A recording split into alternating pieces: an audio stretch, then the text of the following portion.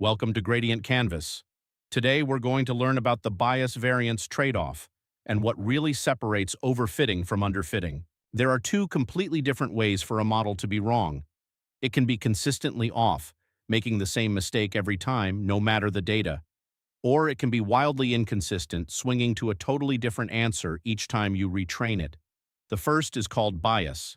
The second is called variance. And here's the frustrating part. Fixing one usually makes the other worse. That tension has a name, the bias-variance trade-off, and it's the single most useful lens for understanding why models overfit, why they underfit, and what to actually do about it. Let's take it apart. The picture everyone uses is a dartboard, and it's worth burning into memory. The bullseye is the truth. Each dart is what your model predicts after being trained on one particular dataset. Low bias, low variance, darts tight and centered on the bullseye, the dream. High bias, low variance, tight, but clustered off to the side, consistently wrong in the same way. Low bias, high variance, centered on average but sprayed all over. And high bias, high variance, scattered and off-center, the worst of both. Bias is where the cluster sits. Variance is how spread out it is. But wait, where do all those different darts come from? You only train one model. Here's the idea. Imagine you could collect many different training sets, each a fresh sample from the world, and fit your model on each one. Every fit is slightly different, because every dataset is slightly different. A rigid, simple model barely changes. All its fits look nearly the same. A flexible, complex model swings dramatically. Each dataset pulls it into a different shape. That swing, across hypothetical datasets, is the variance. It measures how much your model depends on the luck of which data you happen to get. Now bias. Take all those fits and average them into one average model. Bias asks, how far is that average model from the truth? A straight line trying to fit a curve will be wrong no matter how much data you give it, even its average is off. That's high bias, a systematic error baked into the model's assumptions, its inability to represent the real pattern. Notice this is the opposite personality from variance. Bias is about being too simple to be right. Variance is about being too flexible to be stable.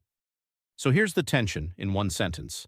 Making a model more flexible lets its average get closer to the truth. That lowers bias. But that same flexibility makes it chase the noise in each particular dataset, which raises variance. Make it more rigid and the reverse happens. Variance falls, bias climbs.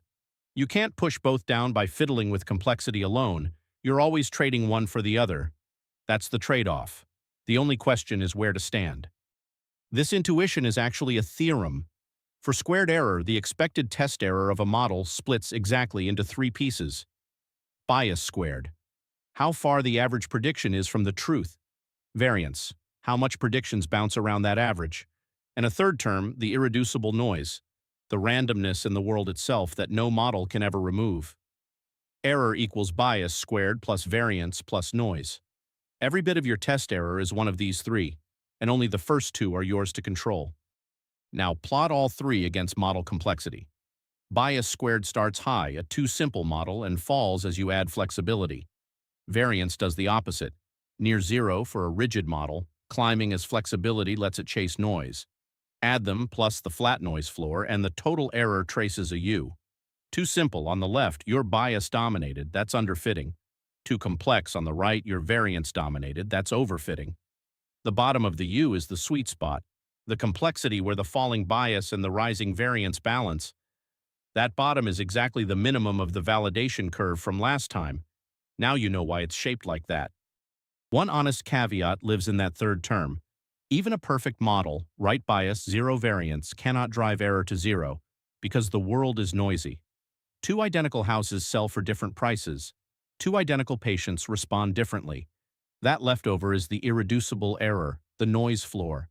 It's why chasing 100% is a trap. Past a point, you're not learning signal anymore. You're memorizing noise, and that's overfitting by another name. Know your noise floor, and you know how good can possibly get. So what do? It depends on which one is hurting you. If variance dominates, your model overfits. Great on training, shaky on validation, get more data, which shrinks variance without adding bias, Or add regularization, which deliberately raises bias a little to cut variance a lot, or average many models together, which is exactly what a random forest does to tame the variance of deep trees. If bias dominates, you're underfitting, wrong even on training, do the opposite. A more powerful model, more features or boosting, which builds models that attack bias step by step. That's the through line connecting everything. Diagnose bias versus variance first, then pick the fix. One last thing, because it's important and often skipped. That neat U-curve is the classical story, and for most models it holds. But very large modern models, deep networks with millions of parameters, do something strange. Push complexity far past the point of fitting the training data perfectly, and test error after rising can start falling again. It's called double descent, and it means more complex always overfits is not the whole truth at the frontier. The bias-variance trade-off is the essential foundation. Just know the ground gets more interesting once you leave the classical regime. That's a video of its own. So, the whole idea. Error breaks into three parts.